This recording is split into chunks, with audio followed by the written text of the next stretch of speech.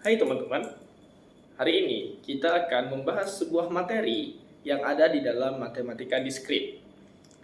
Materi tersebut bernama pohon atau tree. Definisinya, pohon adalah graf tak berarah tetapi ia terhubung yang tidak mengandung sirkuit. Sebagai contoh, kita membuat 4 contoh di sini. Contoh yang pertama itu pohon, contoh yang kedua itu pohon, contoh yang ketiga itu bukan pohon, dan contoh yang keempat itu bukan pohon. Di dalam pohon kita harus mengingat 3 hal penting.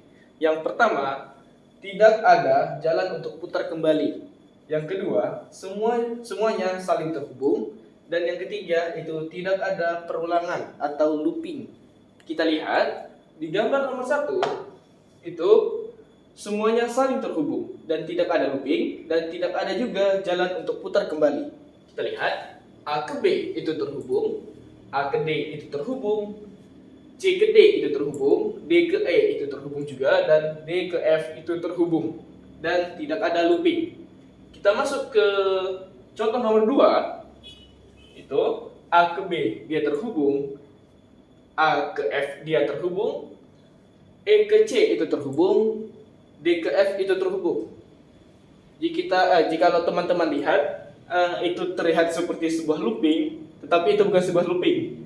Dikarenakan apa? Dikarenakan A ke F itu masih satu jalan. Di tengah-tengahnya itu tidak ada apa-apa. Dia cuma melewati saja. Tetapi jikalau E ke F itu kita kasih garis atau kita hubungkan, maka itu akan terjadi sebuah looping dan itu tidak dianggap sebuah pohon. Oke, kita masuk ke contoh nomor 3. Bukan pohon. Dikarenakan apa? Kita lihat A ke B nya terhubung, A ke D terhubung, dan A ke F terhubung, tetapi F dan D itu terhubung. Itu akan terjadi sebuah looping atau sebuah perulangan. Walaupun semuanya saling terhubung, tetapi kita ingat atau kita lihat tidak ada perulangan atau looping. Itu yang harus kita ingat. Kita lihat di situ bahwasanya A ke D, D ke F, dan F ke A itu terjadi sebuah looping. Makanya dia tidak dikatakan sebuah pohon.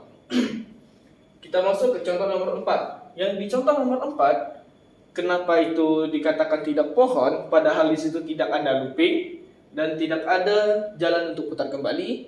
Kita ingat kembali, semuanya harus saling terhubung. Dilihat dari contoh yang nomor 4, itu semuanya tidak saling terhubung. Dikarenakan apa? Dikarenakan A ke B atau E ke F itu tidak terhubung. Sebagai contoh yang di contoh nomor 2, A ke B-nya itu terhubung, jadi terlihat semua itu terhubung menjadi satu jalan. Sedangkan yang contoh nomor 4 itu bisa dikatakan bisa menjadi 2 objek.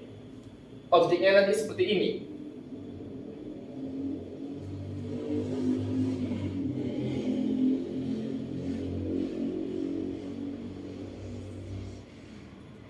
A ke F, F ke D, B ke E ke C.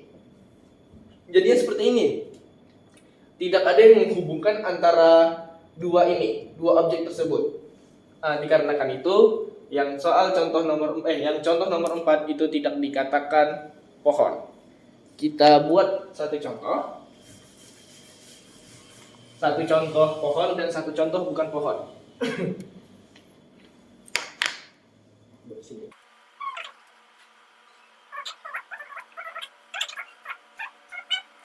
Oke, emang terlihat seperti itu. Cuman ini dikatakan sebuah pohon. Kenapa ini dikatakan sebuah pohon? Tidak ada jalan untuk putar kembali, semuanya saling terhubung dan tidak ada sebuah looping. Ini dinyatakan sebuah pohon. Dan kita buat gambar yang bukan pohon. Cara mengetahui dia bukan gambar pohon atau bukan? Oke, tambah aja satu garis, dia bukan pohon. Kurangi satu garis, dia bukan pohon. Dikarenakan apa? Ingat, yang harus kita ingat 3 hal ini. Tidak ada jalan untuk putar kembali, semuanya saling terhubung dan tidak ada perulangan. Kita tambah 1 akan terjadi sebuah looping, kita kurangi 1, semuanya tidak saling terhubung. Itulah definisi dari pohon atau contoh dari pohon. Oke. Selanjutnya kita akan memasuki ke dalam hutan atau forest.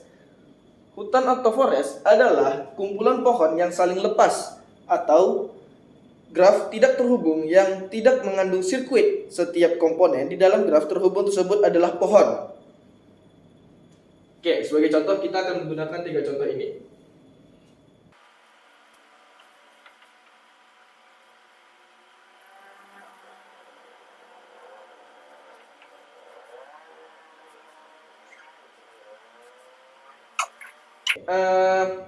Ini adalah sebuah pohon. Ya, pohon yang di dalam materi pohon.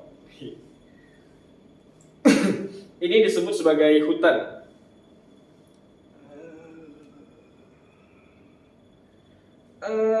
Hutan itu bisa dikatakan setiap komponen di dalam graf terhubung disebut adalah pohon. Sebagai contoh, ini pohon, ini pohon, dan ini pohon. Di dalam hutan itu intinya di dalam pohon tersebut ada pohon.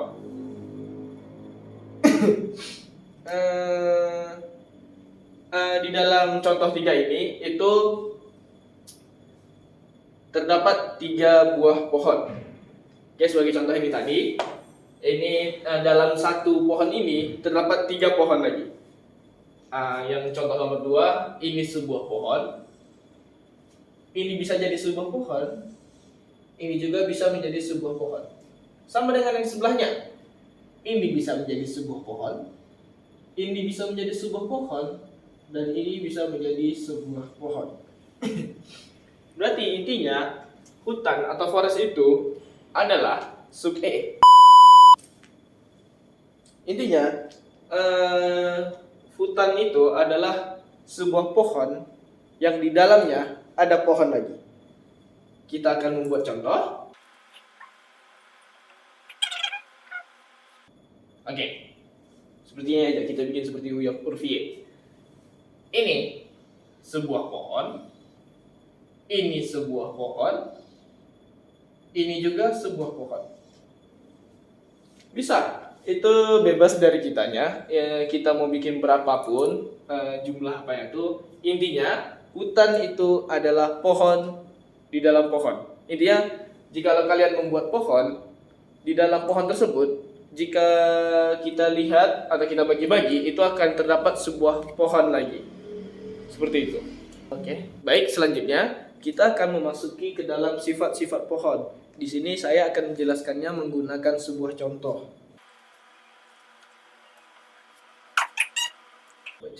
Oke, setiap simpul di dalam ini nih itu memiliki jalan yang tunggal, yakni A ke B itu satu jalan, A ke D itu satu jalan, C ke D itu satu jalan, E ke D itu satu jalan, dan F ke D itu satu jalan. Ingat, setiap orang itu memiliki satu jalan untuk ke tempat orang lain.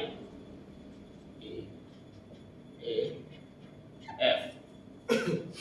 Oke. Ini setiap garis ini itu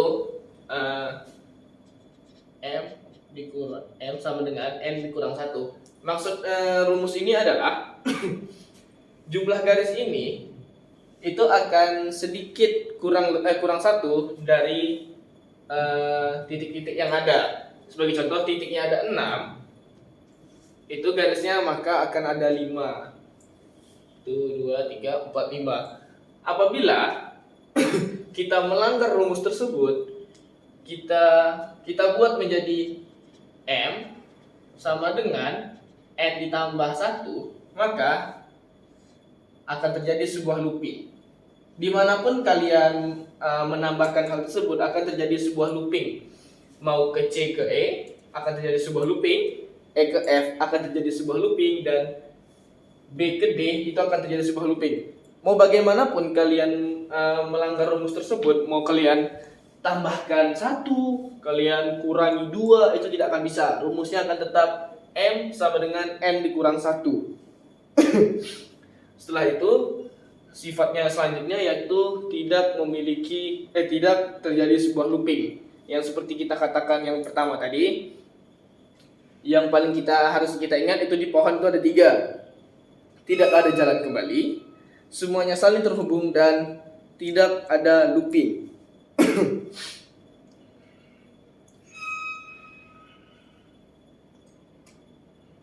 Oke, itu adalah sifat-sifat dari pohon. Oke, yang selanjutnya kita masuk ke dalam materi pohon merentang atau spanning tree.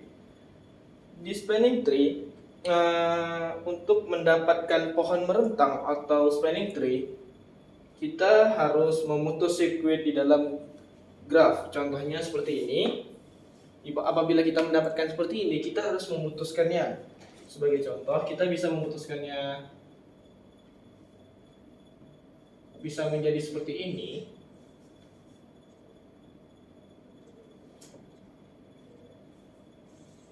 Bisa menjadi seperti ini.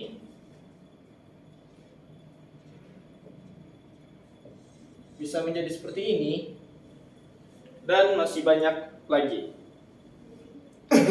Intinya, pohon merentang itu didapatkan dengan cara memutuskan sirkuit yang ada. Dan yang harus kita paling ingat yakni rumusnya.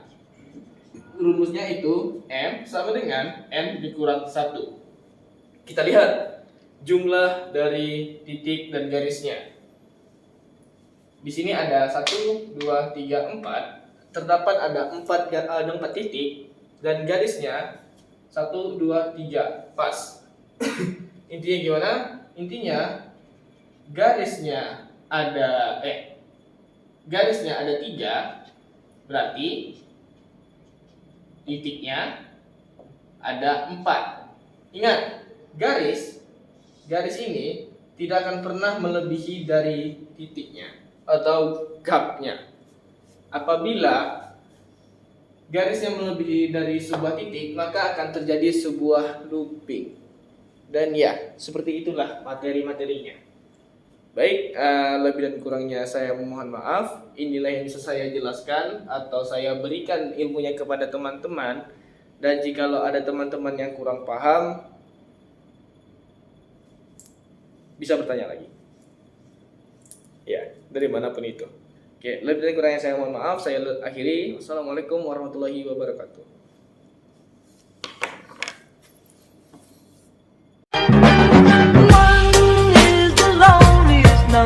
That you